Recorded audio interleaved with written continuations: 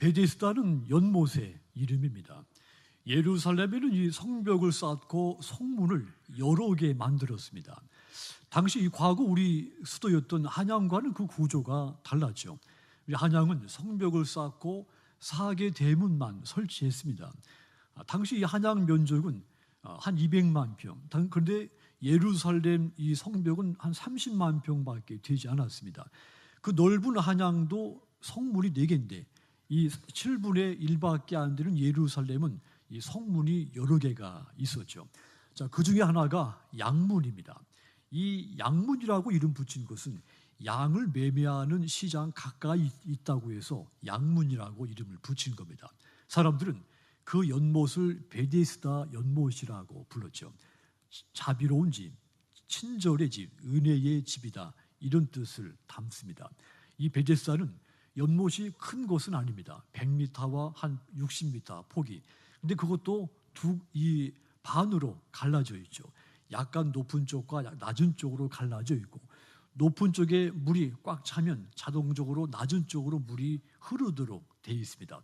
자, 높은 곳에서 낮은 곳으로 물이 흐를 때 물길이 소용돌이가입니다. 근데 이 소용돌이 현상을 그 당시 사람들은 물이 동한다, 물이 움직인다, 그렇게 믿었고, 이 현상은 천사가 이 연못에 내려와서 물을 흔든다, 되짚는다, 그렇게 믿은 겁니다. 물이 흐르는 그 현상을 신성한 현상으로 믿은 겁니다. 그리고 그 순간에 가장 먼저 들어가는 사람이 어떤 병에 걸렸든지 다 낫는다 믿은 겁니다. 그래서 이 베데스다 연못에는 각종 병자들이 많이 모여 있었죠. 앞을 보지 못하는 사람, 나면서 지금까지 걸음을 제대로 걷지 못하는 사람들, 혈기 마른 사람들, 또 귀신 들린 사람들, 수많은 병자들이 이 연못가에서 물이 움직이기를, 소용돌이치기를 기다리고 있었던 거죠. 그 중에 38년 된 병자도 함께 있었다는 말입니다. 그런데 오직 이 38년 된 이 병자만 예수님을 만나서 치유를 받은 겁니다. 예수님이 이분에게 기적을 행하신 겁니다. 자, 이 베데스다의 기적은 예수님이 저와 여러분에게 어떤 분인가 하는 것을 크게 깨닫게 해주는 메시지가 담겨져 있습니다. 자, 이 38년 된 병자에게 나타나셨던 그 주님은 오늘 예배드리는 저와 여러분들에게 어떤 주님이신가를 이 시간 크게 깨닫고 은혜되는 시간이 되기를 주님의 이름으로 축원합니다. 가장 먼저 이 주님은 베데스다의 예수님, 그분은 저와 여러분에게 따라합시다. 찾아오시는 주님. 내가 주님을 찾아서 만나게 된 것이 아니라 주님이 내게 찾아와서 내가 주님을 만나게 됐다는 이야기입니다. 1절에서 5절 보면 유대인의 명절이 되어 예수께서 예루살렘에 올라가시니라. 예루살렘에 있는 양문 곁에 히브리 말로 베데스다라 하는 못이 있는데 거기 행가 5이 있었다. 많은 병자들이 물이 소용돌이치기를 기다리고 있는 이 베데스다 연못에 예수님이 찾아오셨다는 이야기입니다. 이것은 아주 중요한 사건입니다. 예수님께서 먼저 찾아오셨다고 하는 사실, 병자들이 예수님을 찾은 것이 아닙니다. 누구도 그 베데스다에 많은 병자들이 있었지만 그들이 주님을 부른 사람은 단 한 명도 없었습니다. 예수님이 먼저 이 병자들을 찾아오신 겁니다. 이것은 아주 중요한 우리 기독교의 진리입니다. 우리가 예수님을 찾아가고 우리가 하나님을 찾아간 것이 아닙니다. 하나님이 먼저 우리에게 오셨고 예수님이 우리에게 찾아오신 것입니다. 그리하여 우리가 그분을 만날 수가 있게 됐고 마침내 그분을 인해서 내가 새로운 생명을 얻을 수가 있게 된 겁니다. 이것이 깨달아졌다면 내 신앙이 성숙해졌다는 증거입니다. 아직도 내가 예수님을 찾고 내가 하나님을 찾아서 만나서 내가 신앙이 생겼다 이렇게 여기는 것은 아직도 내 신앙이 성숙하지 못하다는 증거입니다. 기독교하고 다른 종교가 이 점이 차이가 납니다. 우리 기독교는 계시 종교라고 이야기를 합니다. 우리 기독교는 하나님이 먼저 계시를 통해 우리에게 나타내 보여주신 신앙 체계입니다. 그러니까 하나님이 인간을 찾아오셔서 인간과 하나님을 만날 수가 있다고 하는 이야기죠. 인간이 하나님을 찾아가서 하나님을 만난 것이 아닙니다. 자, 그런데 다른 종교들은 반대입니다. 인간이 신을 찾아야 됐죠. 불교에서도 단순하게 말하면 불교인들이 스스로 고행하고 훈련해서 마침내 부처를 만나고 성불해서 부처가 된다는 말입니다. 한마디로 보이지 않는 부처를 찾아가서 마침내 부처를 만나고 이제 그 신실한 성불에 이르게 된다. 그래서 그만큼 불교의 종교적 삶과 수행이 힘든 겁니다. 그런데 우리 기독교는 예수님이 나를 찾아와 주시고 하나님이 나를 찾아와 주신 종교인 겁니다. 그래서 우리 기독교는 하나님을 만나기가, 체험하기가 쉬운 겁니다. 그만큼 우리 기독교는 다른 종교에 비해서 신앙적인 삶이 훨씬 수월하게 할 수가 있습니다. 물론 그렇다고 해서 우리 기독교 신앙이 가볍다는 뜻이 아닙니다. 그만큼 은혜 중에 은혜의 종교라고 하는 뜻입니다. 1절 다시 보면 그 후에 유대인의 명절이 있어 예수께서 예루살렘에 올라가시니라. 이 말을 보면 예수님이 유대인의 명절 6월절에 예루살렘에 올라가셨다는 이야기죠. 자, 그러니까 예수님이 지금 베데스다 연못에 가는 것이 원래 목적이 아니었다는 뜻입니다. 예루살렘 성전에 가는 것이 원래 본래의 목적이었습니다. 그런데 뜻밖의 전혀 예수님의 그 동선에 계획이 없었던 일, 베데스다 연못을 찾아가게 되었다는 이야기죠. 여기서 우리가 알아야 할 것이 하나 있습니다. 베데스다 연못에는 건강한 사람은 아무도 찾아가지 않는 곳이었습니다. 병자와 정말 가까운 친척이거나 아니면 병자를 그냥 내팽개칠 수 없는 어떤 이해관계에 있는 사람들, 그런 사람, 이런 저런 사연이 있는 사람들만 찾아가 보는 그런 곳이었습니다. 이런 사연이 없는 사람은 이 베데스다의 그 연못에 거들떠보지 않는 그런 곳이었죠. 그곳은 죽음의 냄새만 가득했고 신음소리만 가득했습니다. 소망이라고는 찾아볼 수 없는 절망의 끝자락에 바로 이 베데스다 연못이었죠. 사람들이 가장 꺼려하는, 가장 멀리하고 싶은 요소들만 가득했던 곳이었습니다. 그런 곳에 즐거운 마음으로 찾아가는 사람은 없습니다. 그런데 예수님이 예루살렘에 올라가셨다가 곧바로 이 베데스다 연못까지 찾아가시게 된 겁니다. 예수님이 찾아오셔서 38년 된 병자를 마침내 만나게 된 겁니다. 이것이 기독교의 복음입니다. 하나님이 인간의 몸을 입으시고 우리를 찾아오셨다고 하는 진리입니다. 이것이 우리가 은혜 중에 은혜로 여기는 겁니다.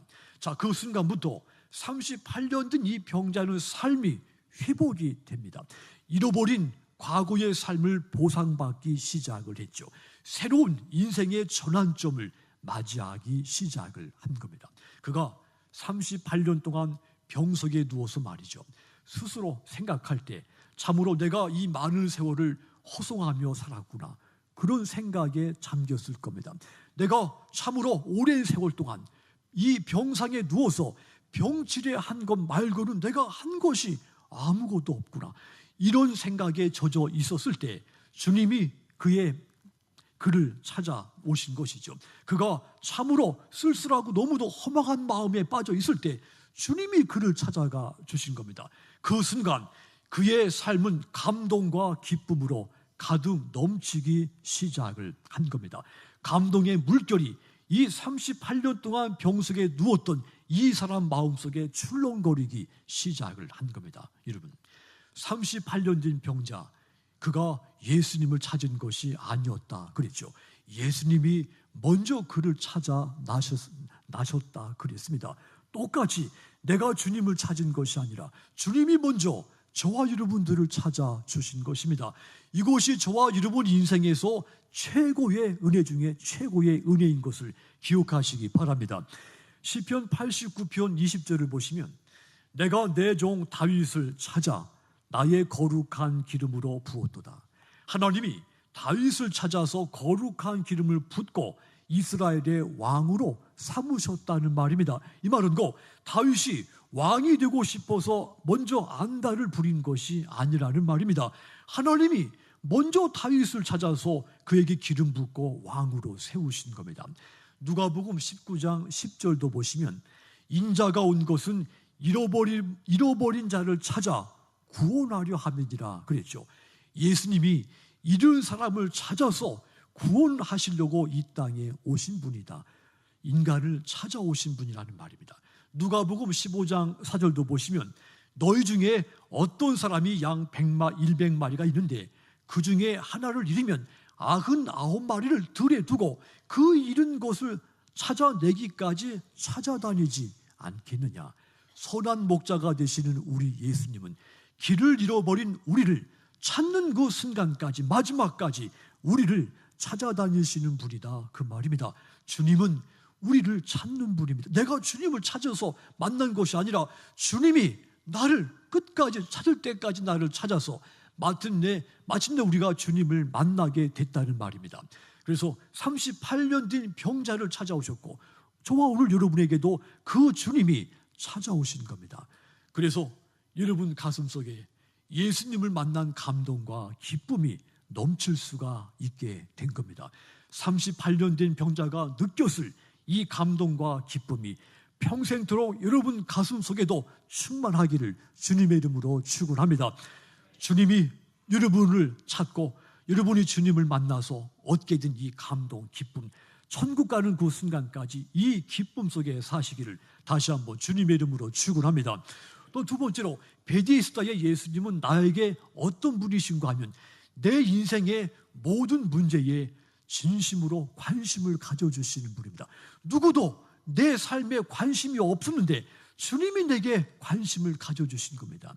6절 보시면 예수께서 그 누운 것을 보시고 병이 벌써 오랜 줄 아시고 이르시되 네가 낫고자 하느냐 그랬습니다. 이 기록을 보면 38년 된 이 병자는 버림받은 사람이었다는 것을 알 수가 있습니다. 왜냐하면 아무도 그에게 관심을 가져준 사람이 없었기 때문이죠. 이 사람에게도 부모가, 형제가 있었을 겁니다. 자, 이 사람을 낳아준 어머니가 있었고 아버지가 계셨습니다. 또 그 당시는 다산의 시대입니다. 아이들을 많이 낳는 시대였죠. 그렇다면 분명히 이 38년 된 이분에게도 형제들이 있었을 것이다, 그 말입니다. 그런데 7절 보시면 주여 물이 동할 때 나를 못에 넣어줄 사람, 물이 움직일 때 나를 이 물속에 넣어줄 사람이 없습니다. 자기에게는 사람이 아무도 없다고 고백을 한 겁니다. 그래서 물이 움직이기를 평생을 기다렸지. 그리고 물이 움직이지만 내가 이 물속에 들어갈 수가, 내게 관심을 갖고 나를 들어 물속에 넣어줄 사람이 없기 때문이다 고백을 했죠. 이 말은 나는 가족한테도 버림을 받았다는 것으로 표현한 것으로 들립니다. 병이 오래 지속되면 가족들도 힘이 드는 법이죠. 아마도 그 때문에도 가족들에게 관심이 멀어졌을 수도 있습니다. 만일 여러분들이 어떤 병에 걸려서 너무도 고통스럽고 힘들게 살고 있는데 아무도 여러분들에게 관심이 없다면 여러분 마음이 어떠하겠습니까? 슬플 것입니다. 38년 된 병자의 마음이 그러했습니다. 그런데 예수님이 그에게 찾아오셔서 그에게 진정으로 관심을 가져주신 겁니다. 그가 누워있는 것을 보시고 그의 병이 오래된 것을 아시고 그의 마음에 낫고자 하는 갈망, 열망이 가득한 것을 보셨다 그랬습니다. 이것은 주님이 그에게 진정으로 관심을 가지셨다고 하는 증거입니다. 진정으로 관심을 가질 때 상대방의 문제가 보이는 법입니다. 주님이 그를 보았을 때 그의 모든 문제를 보셨다는 것은 주님이 그를 향한 관심이 컸다는 것을 알려주는 겁니다. 지금까지 그의 말대로 자신이 병에 걸린 지 38년이 됐습니다. 어느 누구도 그런 나에게 관심을 가져준 사람이 없었다 그랬죠. 그런데 나와 아무 상관이 없는 그 예수님이 나를 찾아오셨다는 이야기죠. 그러더니 네가 낫고자 하느냐, 주님이 그에게 이런 말을 던져줬습니다. 예수님이 그의 상태를 몰라서 물으신 것이 아닙니다. 예수님의 그에 대한 관심과 사랑의 표현인 겁니다. 누군가가 나에게 말을 걸어올 때 그 말이 진심으로 관심을 갖고 거는 말인지 아닌지를 느낄 수가 있죠. 그냥 거는 말하고 진심으로 관심을 가지고 거는 말은 그 느낌이 다르기 때문입니다. 예수님이 그에게 진심으로 관심을 갖고 그에게 네가 낫고자 하느냐 말을 거신 겁니다. 여러분, 관심은 사랑의 다른 표현입니다. 누군가가 여러분에게 관심을 보인다면 그것은 여러분을 사랑한다는 증거입니다. 반대로 여러분에게 관심은 없고 말만 많이 한다면 그는 여러분을 사랑하지 않고 있는 겁니다. 예수님은 베데스다의 이 38년 된 병자를 사랑했습니다. 그에게 세심한 관심을 가지셨다고 하는 것은 주님이 그를 얼마나 사랑하고 있는가를 보여주는 증거라고 했습니다. 그런데 예수님은 거기에 많은 병자들이 있었는데 왜 이 사람에게만 이토록 관심과 사랑을 가졌을까요? 그의 병이 가장 심했기 때문입니다. 그리고 거기 있는 병자 가운데 제일 소망이 없었기 때문입니다. 그 병자들 가운데 가장 고통을 많이 겪고 있는 사람이었기 때문입니다. 혹여 여러분들 가운데 나는 이제 소망이 없다, 이 세상에 나처럼 고통당하는 사람은 없다, 나같이 인생이 고달프고 힘든 사람은 이 세상에 없을 것이다, 이런 마음이 들 때가 있습니까? 여러분, 예수님은 바로 그런 여러분들에게 진정으로 관심과 사랑을 갖고 계신다는 사실을 믿으시기 바랍니다. 그리고 그 주님을 만나고 마침내 희망을 갖기를 주님의 이름으로 축원합니다. 출애굽기 22장 22절을 쉬운 성경으로 보면 이렇습니다.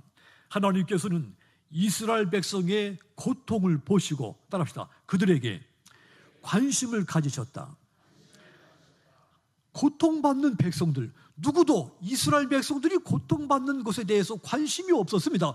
그런데 하나님이 그 백성들의 고통당하는 것을 무관심하지 않고 그들이 고통을 자신의 고통으로 여기고 관심을 갖고 지켜보셨다는 뜻입니다.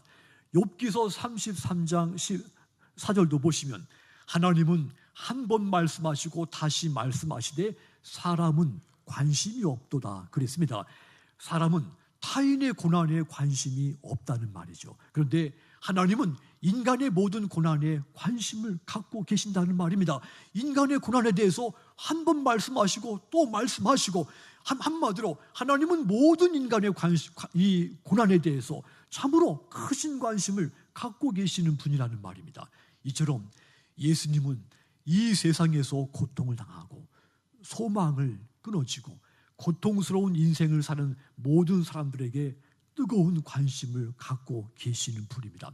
여러분들이 병을 고침받고 새로운 삶의 기회를 얻게 됐고 소망이 넘치는 그런 삶을 살게 되신 것은 다른 것이 아닙니다.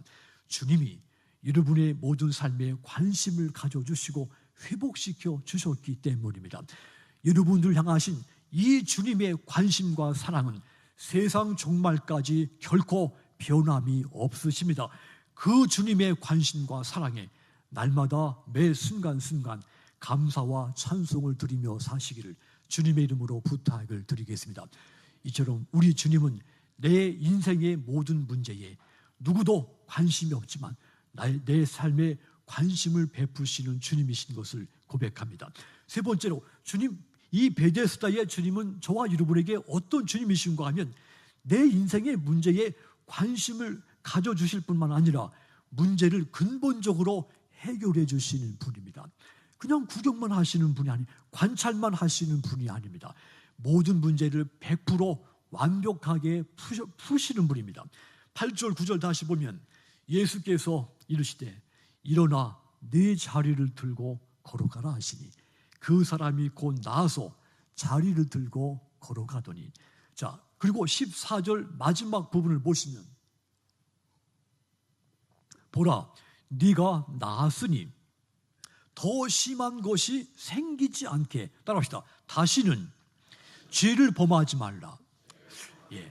예수님이 그에게 마지막 하시면서 다시는 죄를 짓지 말라 그랬습니다.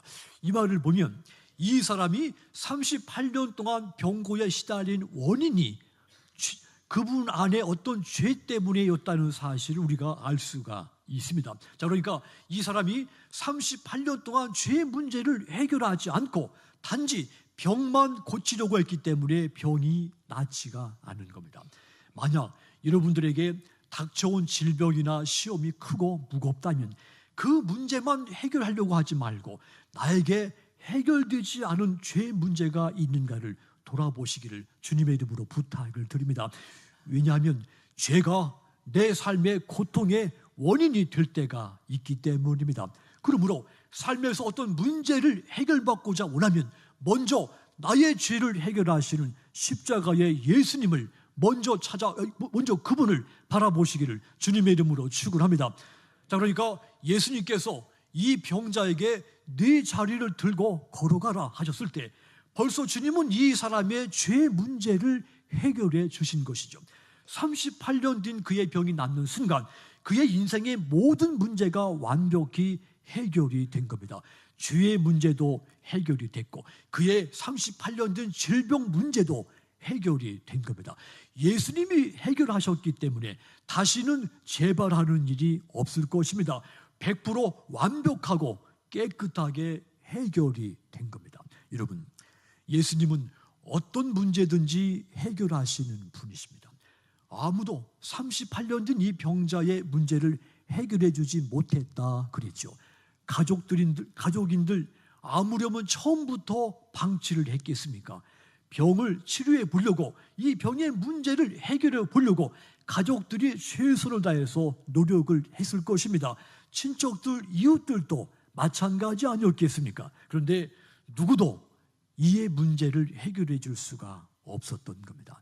오직 예수님만이 이 사람의 문제를 완벽히 해결해 주신 겁니다. 창세기 30장 6절 보시면 라헬이 가로되 하나님이 내 억울함을 푸시려고 내 소리를 들으사 내게 아들을 주셨다 하고 이로 인하여 그 이름을 단이라 하였으며 그랬습니다. 하나님이 라헬이 아이를 갖지 못해 억울함을 당하는 그 문제를 해결해 주셨습니다. 그래서 이 라헬이 아이 이름을 하나님이 판단하고 하나님이 심판해서 문제를 해결하셨다 이런 뜻으로 단이라고 하는 이름을 지은 겁니다. 시편 74편 22절도 보시면 하나님이여 일어나서 주의 원통함을 푸시옵소서. 이 시인도 하나님은 자신의 억울함, 원통함, 자신의 고통의 모든 문제를 푸시는 해결하시는 하나님이신 것을 믿고 그 하나님 앞에 호소를 한 겁니다. 한마디로 하나님은 인간의 모든 문제를 해결하시는 분이라는 말입니다. 누가복음 18장 5절도 보시면 이 과부가 나를 번거롭게 하니 내가 그 원한을 풀어주리라. 그렇지 않으면 늘 와서 나를 괴롭게 하리라 하였느니라. 불의한 재판관이 과부가 자기를 계속해서 귀찮게 할 것이기 뻔하기 때문에 그녀의 권리를 찾아주겠다 이렇게 생각했다는 말이죠. 그녀의 불의한 재판관도 과부의 문제를 해결해 주었다는 말입니다. 하나님은 이 불의한 재판관을 통해 억울한 일을 당한 과부의 문제를 완벽하게 해결을 하셨다는 말입니다. 이것은 주님은 우리의 문제를 해결하시는 분이라는 말입니다. 자녀 문제로 근심이 있습니까? 물질 문제로 고통스럽습니까? 이웃 때문에 상처를 받습니까? 남편이나 아내 때문에 삶이 힘드십니까? 안타깝게도 우리가 겪는 이런 문제를 스스로 해결할 수 있는 길이 아무도 없습니다. 우린 다 38년 된 병자와도 같기 때문입니다. 그래서 오직 우리 문제의 해결자이신 예수님을 만나시기를 주님의 이름으로 부탁을 드립니다. 그분만이 해결할 수가 있습니다. 우리의 죄 문제를 해결하시고 내 마음의 문제를 해결하시고 내 육신의 모든 질병을 내 가족의 모든 문제를 그분이 해결을 하시는 겁니다. 그 주님으로 인하여 여러분들의 모든 문제가 해결돼서 감동과 기쁨과 감사가 충만하게 되기를 주님의 이름으로 축원합니다. 사랑하는 여러분, 저는 우리 교회에 대해서 여러분들만큼 잘 알지는 못합니다. 하지만 우리 교회가 바로 이 베데스다의 연못과 같은 교회라고 하는 사실은 이것에 대해서는 확신을 갖습니다. 오래된 병을 고침받고 이곳에서 새로운 삶의 기회를 얻고 희망이 불타오르고 감격과 감독과 이 감동, 기쁨이 넘치는 이 베데스다와 같은 그런 연못과 같은 우리 성동교회라는 사실에 대해서 저는 확신을 갖습니다. 우린 다 38년 된 병자와 같습니다. 아무도 나를 찾아오는 사람이 없고 내 문제가 크지만 누구도 관심을 가져주는 사람이 없고 아무도 내 문제가 고통스러운데 해결해 주는 사람이 없어서 외롭고 고통스러운 38년 된 이 병자와 같이 살고 있는 겁니다. 그런데 주님은 나를 찾아오시고 내게 뜨거운 관심을 가져주시고 내 모든 문제를 완벽하게 해결해 주실 것입니다. 베데스다의 연못에 일어났던 이 기적이 오늘 저와 여러분에게도 일어나게 될 줄 믿습니다. 가정의 달 5월달 여러분 가정에 찾아오신 주님을 모든 가족들이 다 만나게 되기를 축원합니다. 또한 여러분 가정에 관심을 가지고 여러분 가정의 모든 문제를 해결하시는 그 주님을 만나셔서 놀라운 회복의 역사가 여러분 가정에 있기를 주님의 이름으로 축원합니다. 그리하여 이 감동과 기쁨 영원토록 간직할 뿐 아니라 이 기적을 나와 내 가족과 내 가정에 행하신 예수님, 십자가의 그 예수님을 선포하고 사시는 여러분들이 다 되시기를 주님의 이름으로 축원합니다. 기도하겠습니다.